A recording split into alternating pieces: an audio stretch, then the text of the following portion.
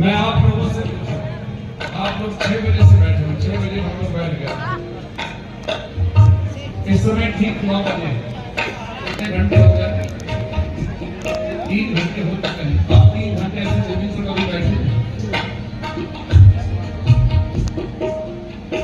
और किसी के चेहरे पे, किसी के शक्ल में कोई थकान नहीं है, कोई शरीर में थकान नहीं,